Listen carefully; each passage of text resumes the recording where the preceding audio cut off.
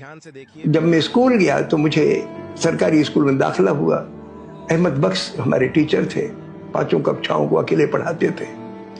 शहर में परिवार रहता था और गांव में रहते थे वो, और महीने में सिर्फ एक मर्तबा अपने परिवार से मिलने जाते थे।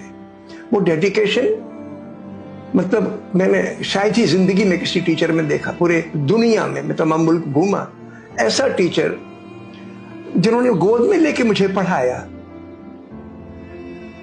हर फिक्र की। जब मैं बीएससी में पढ़ता था तो उन्होंने मेरे लिए, जब फीस जमा करनी थी, मेरे घर गिरवी रखा गया था, घर में गरीबी आ गई थी तो कर्जा नहीं मिल रहा था, तो एक दिन मैं नहीं जा पाया। तो उन्होंने कहा तुम गए क्यों नहीं, हमारे स्कूल को कॉलेज खुल गया।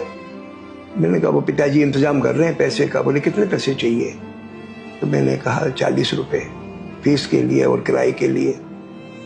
60 रुपए तनख्वाह मिलती थी उनको। फर्स्ट ईयर पास कर चुका था, सेकंड ईयर की बात है।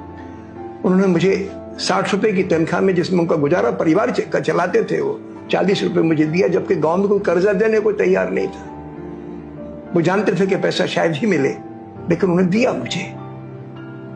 तो इस हिंदुस्तान में हम सब लोग एक दूसरे की मोहब्बत से, एक दूसरे की मदद से आगे बढ़ते हैं। और हमारे तो खैर टीचर जो थे वो तो बेमिसाल थे। तो इस तरीके से बचपन से मेरे रगों में ये बात आ गई। और आगे चल के जब मेरे कुछ रिश्तेदार आरएसएस की शाखाओं वगैरह में जाते थे और एंटी मुस्लिम बातें करते थे, तो मुझे लगता था कि कितनी घटिया बात कर रहे हैं। जिस शख्स ने मुझे इंसान बनाया, मेरे दिमाग में गणित के कायदे, हिंदी के कायदे इतनी आसानी से डाले कि मुझ में आत्मविश्वास पैदा किया। उस शख्स को और उसकी कौम को, उसकी बिरादरी को, उसके मजहब को कोई जलील करे,